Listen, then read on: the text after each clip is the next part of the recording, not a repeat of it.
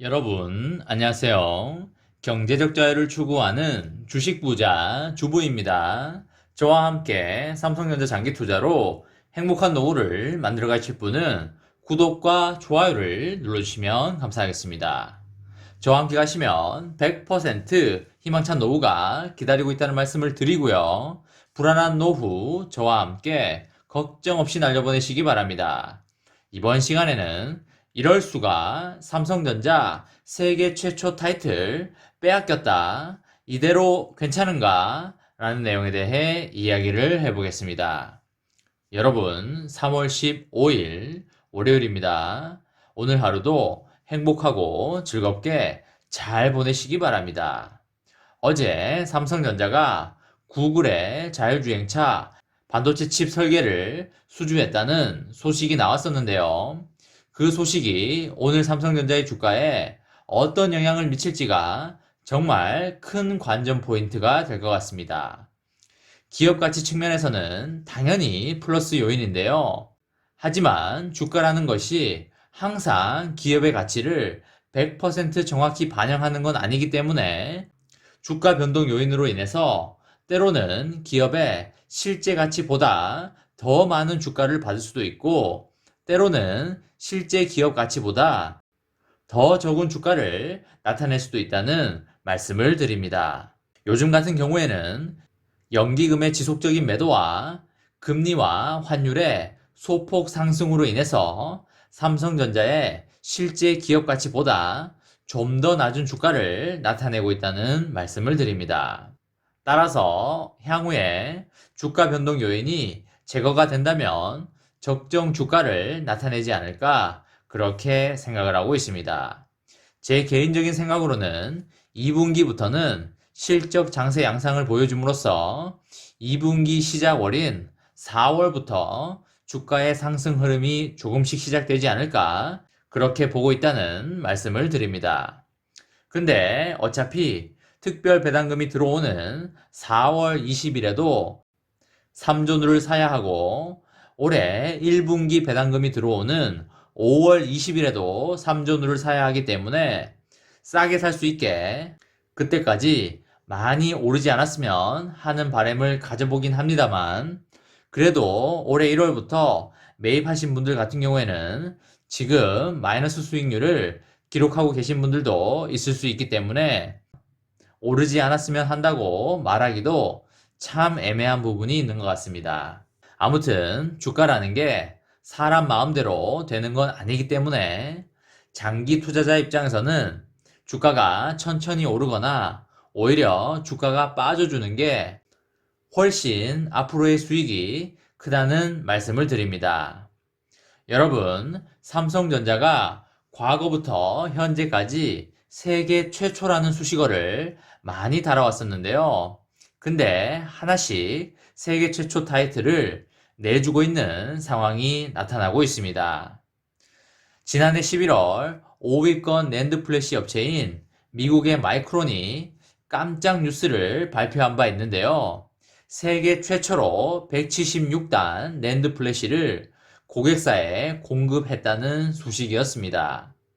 삼성전자와 SK하이닉스가 아직 양산조차 하지 못하는 제품이었는데요. 근데 그게 끝이 아니었습니다. 마이크론은 올 1월엔 4세대 10나노 D램을 양산했다고 선언을 했는데, 이 역시 세계 최초여서 마이크론의 2연타를 맞은 국내 업계는 엄청난 충격을 받고 있습니다.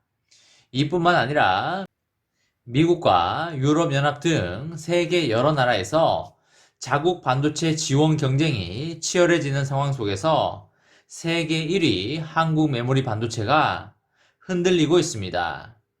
미국과 유럽 같은 경우에는 자국의 반도체 기업에 엄청난 지원을 아끼지 않고 있는 그런 상황입니다. 지난해 4분기 기준 D램 시장의 71%, 그리고 낸드 플래시 시장의 45%를 삼성전자와 SK하이닉스가 장악을 하고 있지만, 수치 이면에는 이상 징후가 감지되고 있다고 보여지고 있습니다. 반도체 업계에서 사업 경쟁력을 판단할 때 기술과 원가 경쟁력, 그리고 시장 대응 능력, 설비 투자 능력 등을 지표로 삼는데요. 국내 업체들이 마이크론의 세계 최초 타이틀을 2번 연속 빼앗긴 건 핵심 경쟁력 지표인 기술력이 위협받고 있다는 증거로 보이고 있습니다. 1, 2년 전까지만 해도 세계 1위의 삼성전자와 3위의 마이크론의 기술 격차는 2년 안팎이었습니다.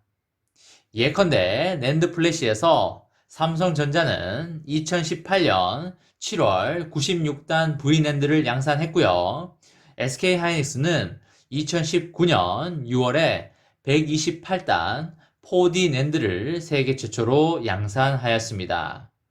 마이크론은 2020년 2분기에 들어서야 128단 낸드 생산을 시작하였습니다. D램에서도 1세대에서 3세대 10나노 D램 관련 최초 타이틀은 삼성전자가 가져왔었는데요.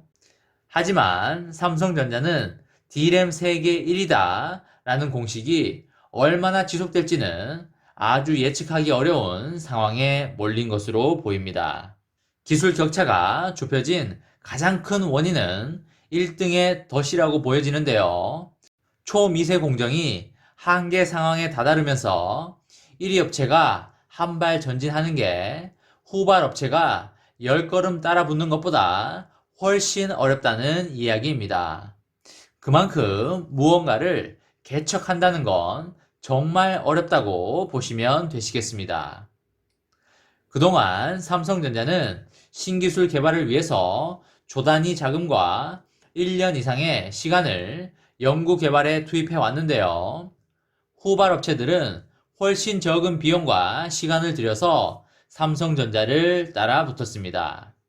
왜냐하면 기술 로드맵을 참고해서 쉽게 1위를 따라오면 됐기 때문입니다. 선발 업체들은 기술적인 난관을 극복하면서 가야 하기 때문에 개발 속도가 느릴 수밖에 없고, 후발 업체들은 1위 업체만을 따라가기 때문에 쉽게 기술을 개발하는 상황이 계속적으로 이어진 것으로 보입니다. 한편으론 반도체 기술의 개선이 한계 수준에 도달했다는 분석도 나오고 있는데요. 한 발짝이 아니라 반 발짝 내딛는 것조차도 쉽지 않을 정도로 기술이 많이 진화했다는 이야기입니다. 최근 업체들이 개발 중인 선폭 10나노대 초반 D램 기술은 예술의 경지라고 보여지고 있고요. 1위 업체가 갑자기 8나노 D램을 개발했다고 얘기하는 게 현실적으로 매우 어려운 상황입니다. 원가 경쟁력과 설비 투자에선 한국 업체들이 우위를 보이고 있다는 분석이 우세하지만, 최근에 마이크론 등이 바짝 따라붙었다는 평가가 여러 군데에서 나오고 있습니다. 설비 투자 규모의 차별성도 약해질 전망인데요. 최근에 미국과 유럽연합 등 주요국 정부가 반도체 산업 육성을 위해서 100조 원이 넘는 자금 지원 방안을 마련 중인데요. 유럽연합이 2030년까지 180조 원을 투자하는 게 대표적인 사례로 꼽히고 있습니다. 마이크론도 미국의 반도체 전략 무기화 정책에 따라 정부의 전폭적인 지원을 받을 것으로 보이고 있습니다. 삼성전자는 메모리에 집중하던 설비 투자를 파운드리 등의 시스템 반도체에 분산을 해야 하는 상황이고요. 정부에 기대하기도 쉽지 않아 보이고 있습니다. 중국의 SMIC는 매출 대비하여 정부 지원금 비중은 6.6% 정도이고요. 마이크론도 정부 지원금이 매출의 3.3% 정도를 보이고 있습니다. 하지만 삼성전자는 매출의 0.8%에 그치고 있습니다. 이번 시간에는 이럴 수가 삼성전자 세계 최초 타이틀 빼앗겼다, 이대로 괜찮은가? 라는 내용에 대해 이야기를 해 보았습니다. 저와 함께 삼성전자 장기 투자로 행복한 노후를 만들어 가실 분은 구독과 좋아요를 눌러주시면 감사하겠습니다. 저와 함께 가시면 100%, 200% 희망찬 노후가 기다리고 있다는 말씀을 드리고요. 불안한 노후 저와 함께 걱정 없이 날려버리시기 바랍니다. 마지막으로 3전 대박 기원 구호 외치고 마치도록 하겠습니다. 어차피 3전은 우상향이다. 어사무 가자 가자 가자. 이번 영상은 여기까지 하겠습니다. 시청해주셔서 감사합니다.